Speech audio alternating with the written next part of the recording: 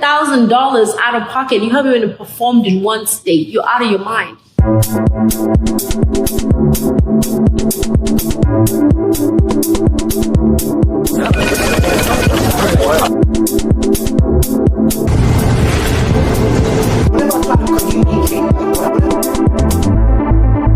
You have hosted plenty of Kenyan artists, African artists here. What excites you about hosting them? What are the challenges you have around them? Why did you decide to give back to these Kenyan artists, pulling them here, coming to America? You're only 10 years old. I've been older than you here, but you've been inviting people. I've only invited one person. So what motivated you to do that? Why? Honestly, I don't know. I think I'm very Kenyan. Unapenda Kenya, like home is home. I love being a Kenyan. Yes. I can't imagine being anything but a Kenyan. I'm very proud of the community I come from. And I felt like every space I walked into, I felt other communities, but I would never feel my own. So I feel like if I want to see and feel my community, I have to contribute in some way. So I'm a big fan of Kenyan talent. Yeah. I enjoy the music, I enjoy the culture, and I feel like if I brought it over to others, they would see why I find so much enjoyment. You find some passion in it. Yes, so that's why I invest a lot in Kenyan talent, and I push for it. I genuinely just believe in it. You remember when you went to Ignite? Yes. What is Ignite? For people who don't know, what is Ignite?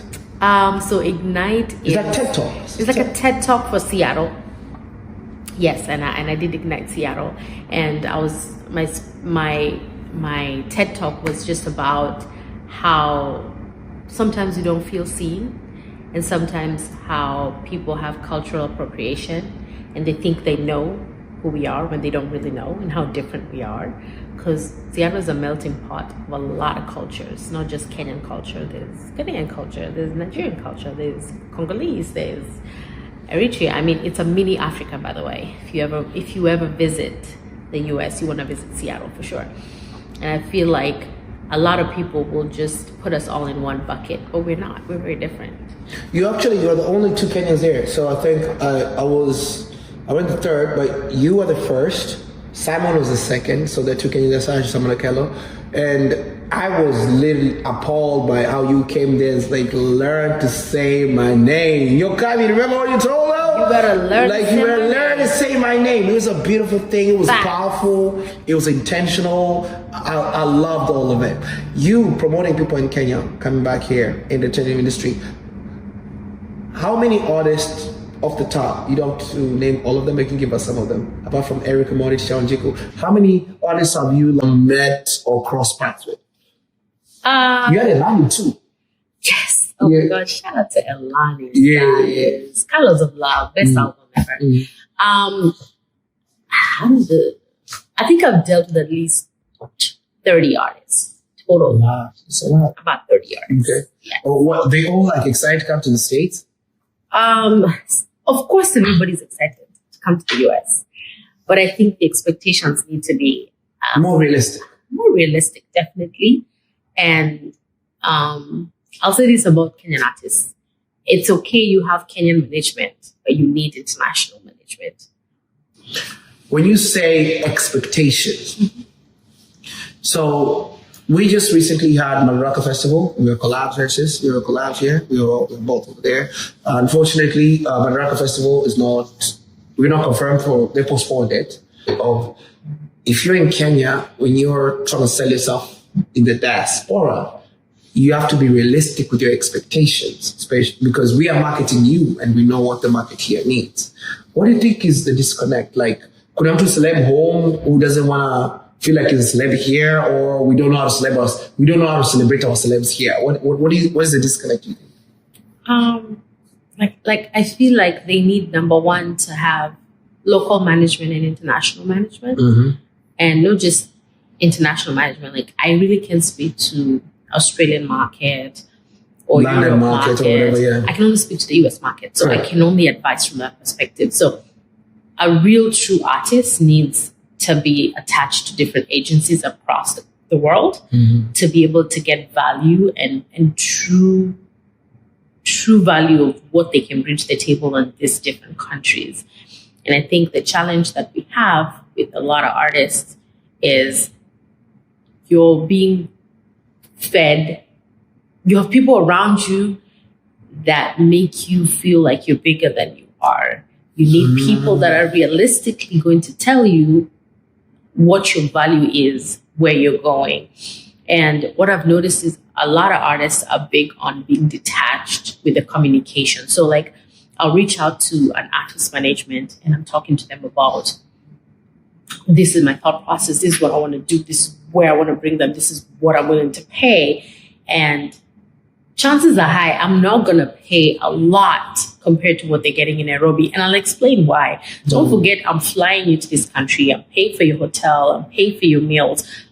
People in Kenya don't pay for that. Nobody flies you. They do that the first day and you perform and it's out. It's done. You your rates and done. I don't so have to cater for you. I have to worry about you 24/7 when you're in this country. Yeah. When you come to a Kenyan event, the much they can do is just give you transportation from where you choose to come from to the venue and back. But for me, I have to worry about your flight, which is quite expensive. I have to worry about your accommodation. Yeah. I have to worry about your work permit. Oh, your health.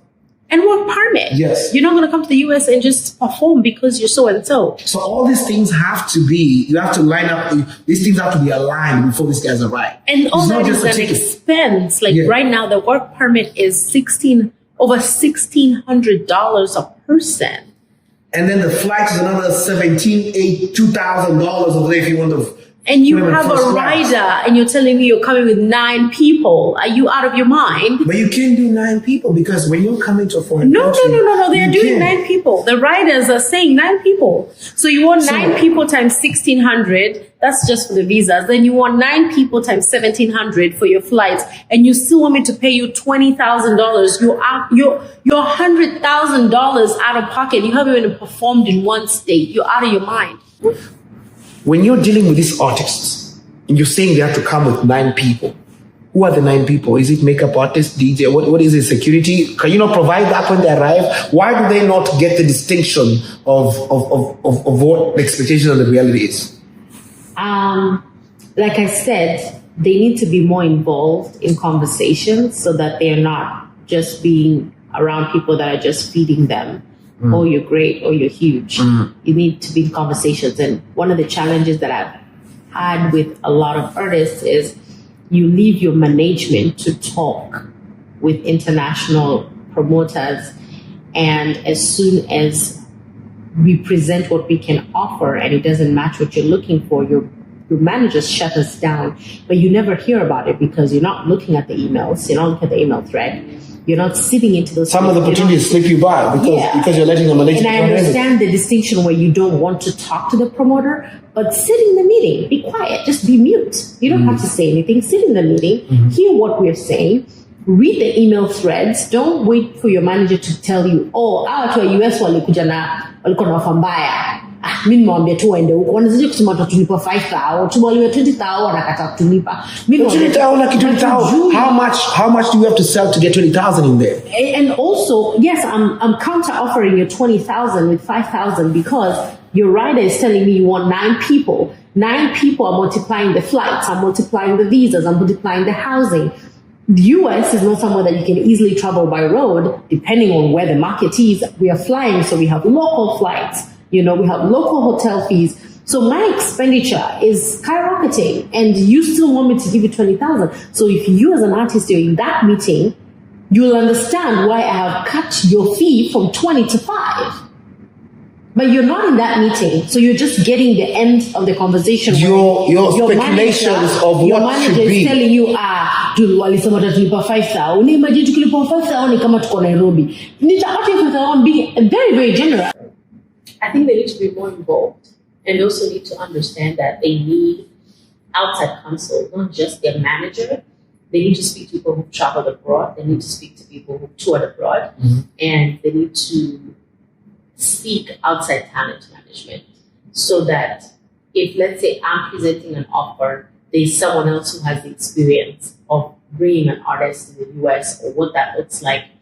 So they can tell them, hey, by the way, if they're offering you this much, I just want to let you know this is what that company, or this is what that group of people have to go through to bring you. Like before, a work permit was about 500 and something, $460, and you could fit 4 or 5 people in one work permit.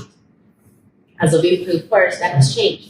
Now it's individual. Now it's 1,600. So it's more expensive for me to bring you than it was. So it has to be, the investment has to be, it has to be feasible. It has to be feasible for me, because if I follow what your rider is saying, I'm about to put in $100,000 in someone that I don't even know is going to sell or not. Okay, it's a lot.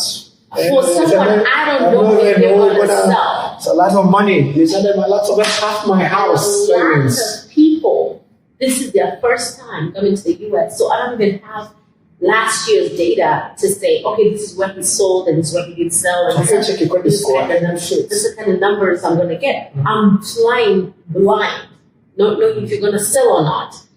But you're stuck on your rider because people in Nairobi honor your rider. Yes, they honor your rider because they have numbers that back up your performance. They have seen you perform in different places, so they know they'll get the numbers. I don't know if I'll get the numbers. And the US is a different beast. And I understand that a lot of artists have performed in Australia, in the UK, but USA is a different beast.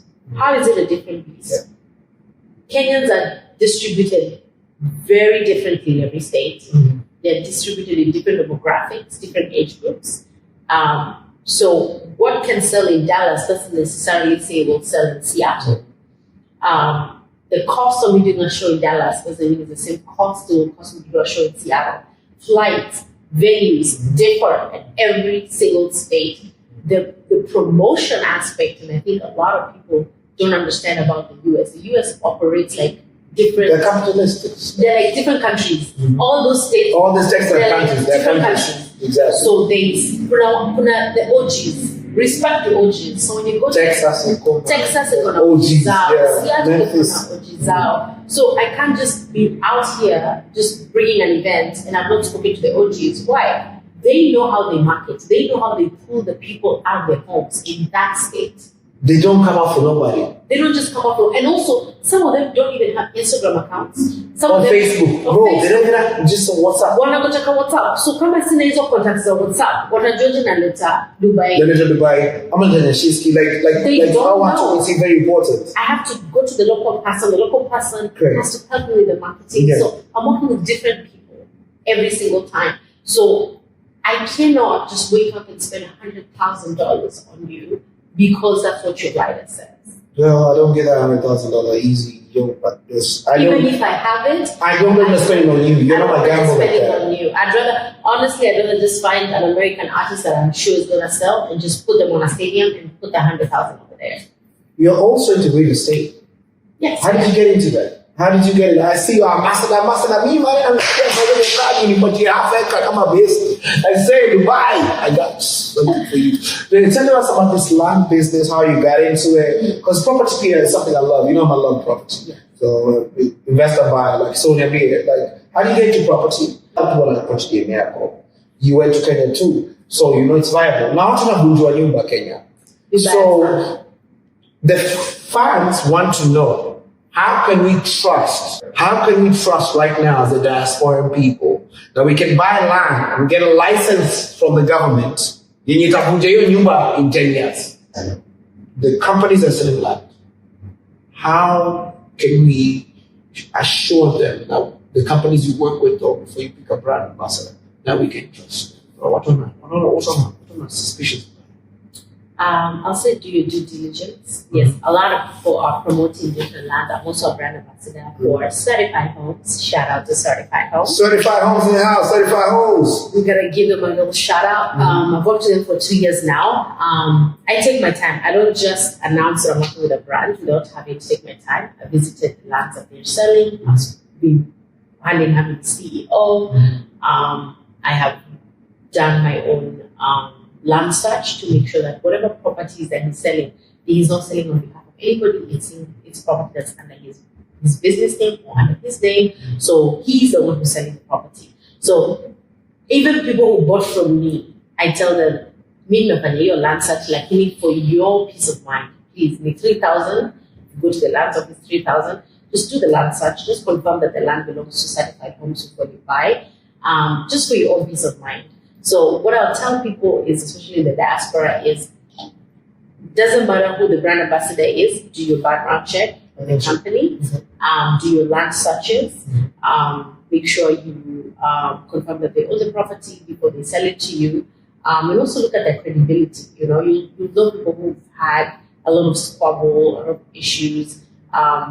See what people are saying. Ask for testimonials. If a business is doing well, they should be able to give you some form of testimonial. So make sure they give you some testimonials. What does Nyokabi mean in your language? I think it's a Maasai name. I think it means. So you have Maasai? Yes. Half Maasai, half what? Half Kikuyu. Half Kikuyu and Maasai. Yes. I like that. That's a rich combo. Money and UK. So I think money was following you your whole life.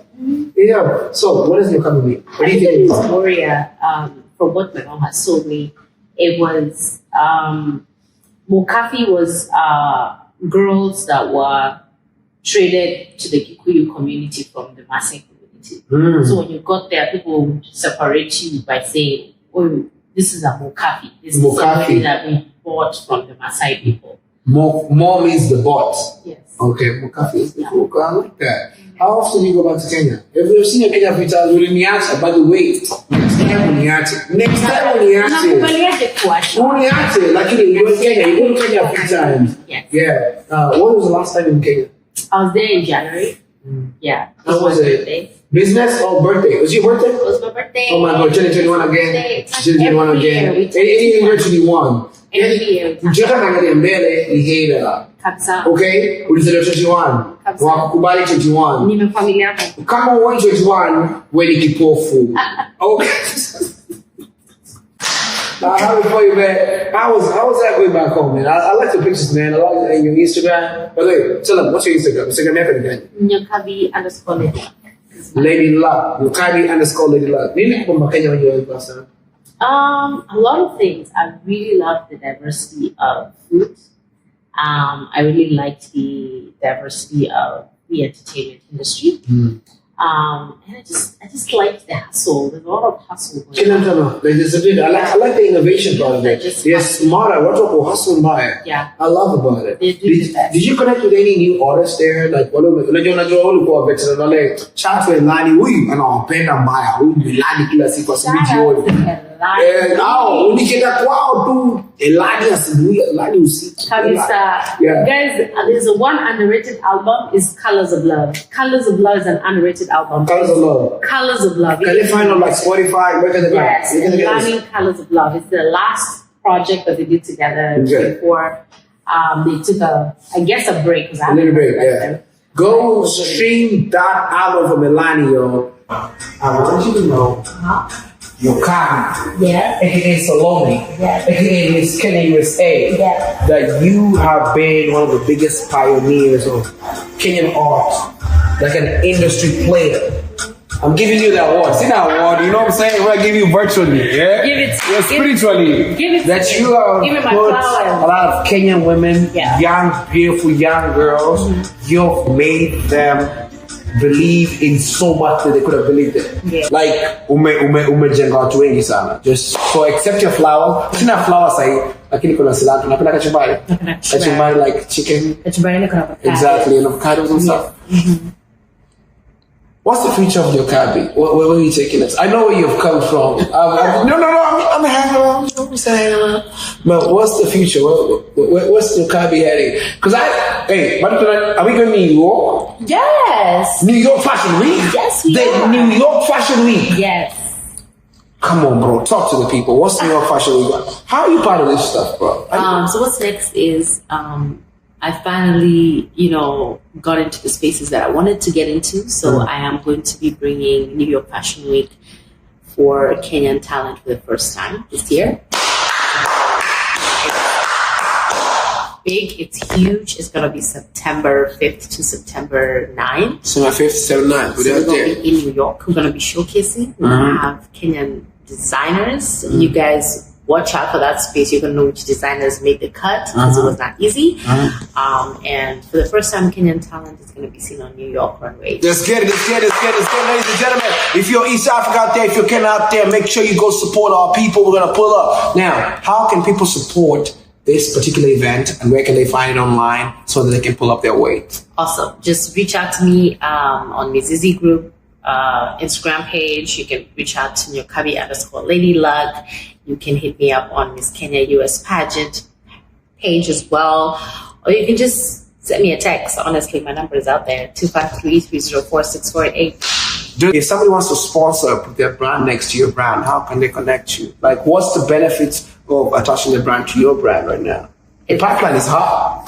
Honestly, you just have to have the vision, believe in the vision, and no brand is too big, no brand is too small. Okay, ladies and gentlemen, one more thing before we close our show. I just want to know, what is Mizizi? I heard Mizizi, when I was born in the 1900s, by the dinosaurs, you know what I'm saying? I had Mizizi means roots. Yes. And you have a new company now called Mizizi what? Mizizi Group. Mizizi Group. So what's Mizizi Group and what's it about? So Mizizi Group is a talent agency. We're based here in the US, actually registered in Texas. And what we do is we manage international talent. I like that. So if you're looking for international management and you're a local artist in Kenya and you need to have management go through your contracts, make sure you're taken care of when you're out here, you reach out to us, you contract us, and we make sure you're well taken care of.